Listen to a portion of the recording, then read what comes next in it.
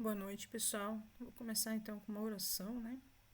Que o Senhor Deus nos abençoe, nos proteja, nos guarde e nos ajude também a entender o que quer trazer para nós nesse encontro de hoje e nos próximos também. Que abençoe essa nossa nova etapa de estudos que a gente vai estudar o livro de João. Nos dê sabedoria para entender tudo que ele traz para nós nesse livro tão especial. Amém.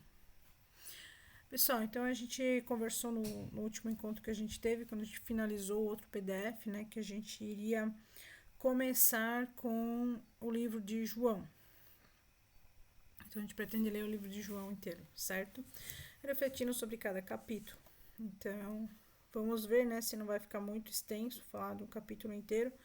Qualquer coisa a gente trabalha um pouco menos também, não tem problema, tá? Então, João 1, né? O que temos sobre João? Primeiro, falar sobre a carta de João, né? O Evangelho de João, que ele é o evangelho que ele é diferente dos outros três. Os outros três, né? Mateus, Marcos e Lucas, são evangelhos que a gente chama de evangelhos sinóticos. Então, eles são muito parecidos entre eles, por isso que eles são chamados assim. Só que João, ele é diferente, ele traz bastante coisa sobre a divindade de Jesus, que os outros não trazem. Por isso que ele é diferente, ele é um evangelho especial, né? Vamos dizer assim. Os outros três também são importantes, né? Mas o João, ele é chamado de o discípulo do amor, né? O amoroso, porque ele tem um jeito muito carinhoso, muito diferente de falar do que os outros, tá? E ele fala bastante da divindade de Jesus. Então, vamos lá. O primeiro versículo já é um versículo que a gente já estudou esses tempos atrás, a gente já conversou sobre ele, que é João 1:1, né? João capítulo 1, versículo 1. No princípio era a palavra, e a palavra estava com Deus, e a palavra era Deus. Então, olha só. A palavra estava com Deus, e a palavra era Deus. Então, este versículo é a palavra que às vezes também é traduzida como verbo, ó, do grego, né? Ó, aqui aparece. Palavra ou verbo. Então, essa palavra, né, que significa o quê? Está falando de Jesus. Então, no princípio era a palavra ou o verbo, e a palavra estava com Deus e era Deus. Então, aqui é um versículo que deixa bem evidente que Jesus é Deus, né? Que a gente já estudou sobre isso, já conversou sobre isso. Então, aquele que é a palavra estava com Deus no princípio. Todas as coisas foram feitas por intermédio dele, sem ele nada do que existe teria sido feito. Nele estava a vida, e esta era a luz dos homens. A luz brilha nas trevas, e as trevas não a derrotaram.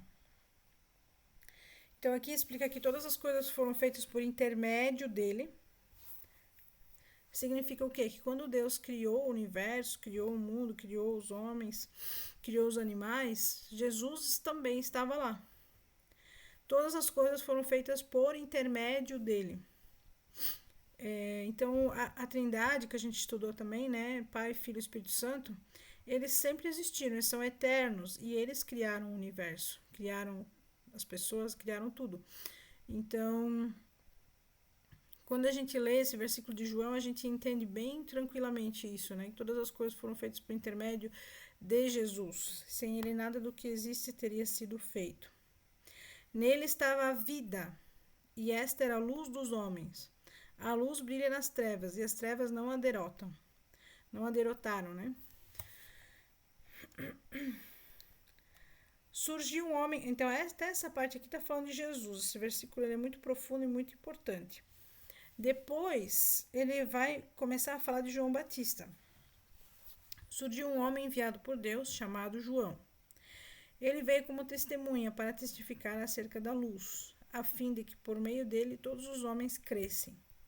Então, João Batista, ele foi enviado por Deus para preparar o caminho para Jesus. Então, aqui ele diz, né? Ele próprio não era luz, mas veio como testemunha da luz. Estava chegando ao mundo a verdadeira luz que ilumina todos os homens. Aquele que é a palavra estava no mundo, Jesus. E o mundo foi feito por intermédio dele, mas o mundo não o reconheceu.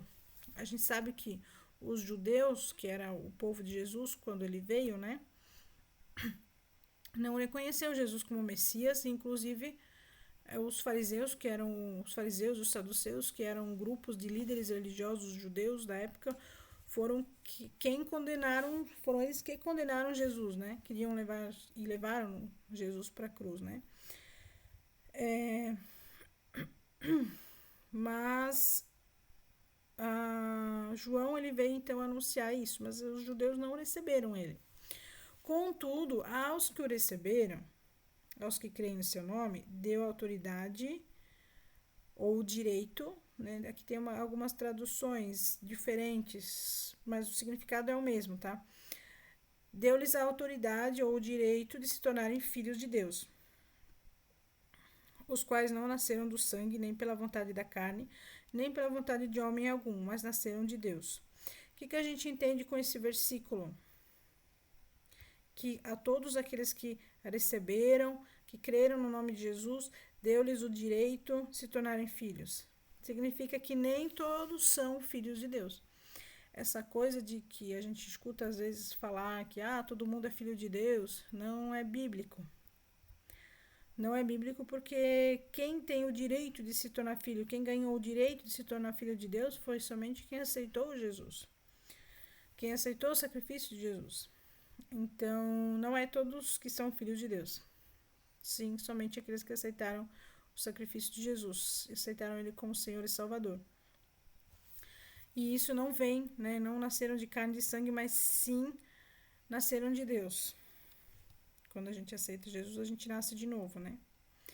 Aquele que é a palavra tornou-se carne e viveu entre nós. Vimos a sua glória, glória como do unigênito, vindo do Pai. Olha só. Ou único. Unigênito significa único também. O que significa isso? Que todos nós, seres humanos, nós somos adotados, filhos adotados, né? Porque Jesus é o único filho, vamos dizer, biológico, né? Para a gente fazer essa diferenciação. Então, quando a gente fala que Jesus é um filho unigênito ou único, é nesse sentido. Todos nós somos adotados, filhos adotados, por acreditarmos em Jesus, por termos fé em Jesus, né? E no sacrifício dele. Então, novamente, aquele que é a palavra tornou-se carne, ou seja, ele nasceu, cresceu, viveu como uma pessoa, como nós, né? Então, aquele que é a palavra tornou-se carne e viveu entre nós. Ninguém questiona que Jesus existiu. O pessoal pode não acreditar que ele é Deus, algumas pessoas não acreditam, né? Mas que ele existiu com uma pessoa chamada Jesus, viveu na Palestina, né, naquela época, isso pouquíssimas pessoas questionam porque a gente tem muitas evidências históricas de que ele realmente existiu, né? Então vimos a sua glória como unigênito, filho único, né, vindo do Pai, cheio de graça e de verdade. João dá testemunho dele e exclama, João Batista, tá? Então João Batista dá testemunho dele e exclama: este é aquele de quem eu falei, aquele que vem depois de mim é superior a mim, pois já existia antes de mim. O que significa esse existia antes de mim? Não significa que Jesus nasceu antes de João Batista, porque na verdade quem nasceu antes foi João Batista, porque quando Isabel estava grávida, Maria foi visitar ela. Né? A gente às vezes fala sobre essa passagem no Natal, que Maria foi visitar Isabel já era bem velhinha, e daí, né, Deus deu um filho para eles, que vai ser João Batista, no caso. Então, quem era mais velho dos dois ali era João Batista. Então, como é que ele pode falar ali, né? Porque já existia antes de mim. Então, não é porque ele nasceu antes, e sim porque ele já sempre existia, sempre existiu. Como a gente já estudou, já viu, né?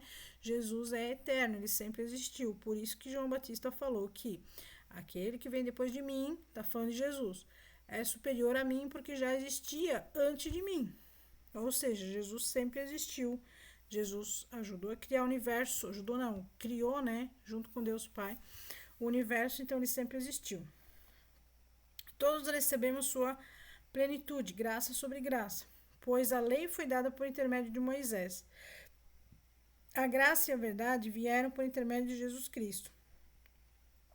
Então, olha só, aqui a gente tem duas partes importantes também. A lei foi dada por intermédio de Moisés. A graça e a verdade vieram por Jesus Cristo. Então, a lei dos judeus, dos hebreus, depois chamados de judeus, né? Deus entregou para Moisés. Então, tem os 10 mandamentos, e fora isso, eles tinham mais 613 leis que eles tinham que seguir. Mas para o nosso tempo, depois que Jesus veio, a gente não segue mais todas essas leis. É claro que algumas continuam valendo, os 10 mandamentos e algumas outras, mas Jesus ele resumiu a lei naquilo que ela tinha da essência, né? Quando Jesus fala que qual é o maior mandamento? É amar a Deus sobre todas as coisas e amar ao próximo como a si mesmo. Então ele resumiu essa lei. Então a gente tem no tempo de Jesus a graça. Então a graça e a verdade vieram por intermédio de Jesus Cristo. Ninguém jamais viu a Deus, mas o Deus unigênito que está junto do Pai o tornou conhecido. Então, como que a gente conhece Deus? Se ninguém jamais viu a Deus, somente por intermédio de Jesus. João Batista nega ser o Cristo, olha só. O que João Batista fala? Que ele não é o Cristo.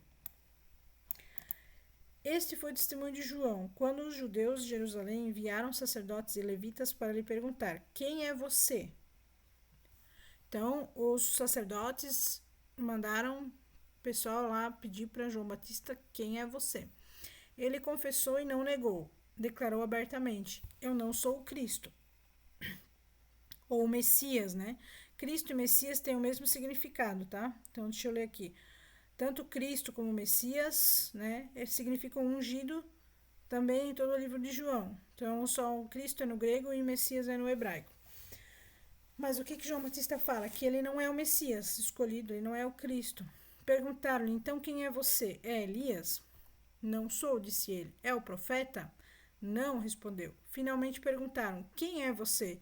Dê-nos uma resposta para que levemos aqueles que nos enviaram. O que diz a respeito de você mesmo? Então eles perguntaram para João Batista, tá, tu é Elias? Tu é um profeta? Quem tu é afinal?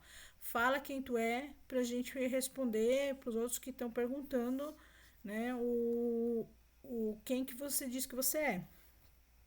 João respondeu com as palavras do profeta Elias. Eu sou a voz que clama no deserto, endireitem o caminho para o Senhor. Então, João respondeu com uma passagem do livro de Isaías, que dizia que a voz que clama no deserto falaria isso ali, endireitem o caminho para o Senhor. E João Batista, ele pregava no deserto, sim, pregava às margens dos rios, pregava no deserto também. Comia grilos, né? Também. E ele é esse profeta que endireitaria o caminho para Jesus. Alguns fariseus que tinham sido enviados interrogaram-no. Então, por que você batiza se não é o Cristo, nem Elias, nem o profeta? João respondeu, eu batizo com água, mas entre vocês está alguém que vocês não conhecem.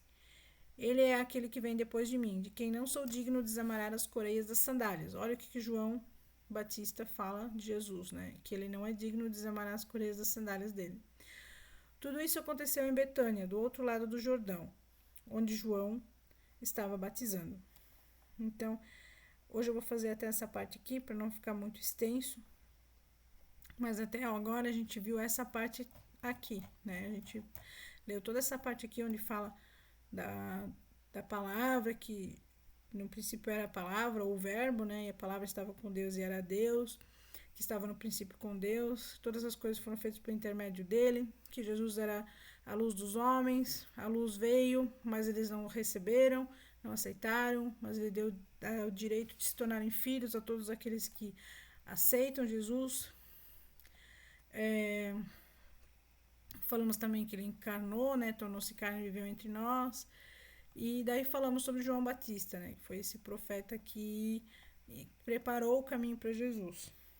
E também vimos que João Batista negou ser o Cristo, que ele não era Cristo, mas que ele somente veio preparar o caminho para Jesus. Certo, pessoal?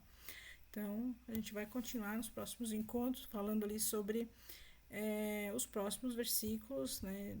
Lendo, explicando ali todos os versículos e tirando nossas dúvidas também, né?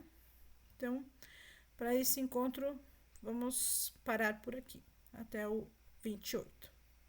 Então, Senhor, muito obrigado pelo encontro de hoje, Tu sabe todas as coisas, nós te agradecemos, mesmo assim, mesmo que não tinha internet, mas de qualquer forma, o Senhor abençoa esse encontro, quem vai assistir também vai conseguir absorver a mensagem.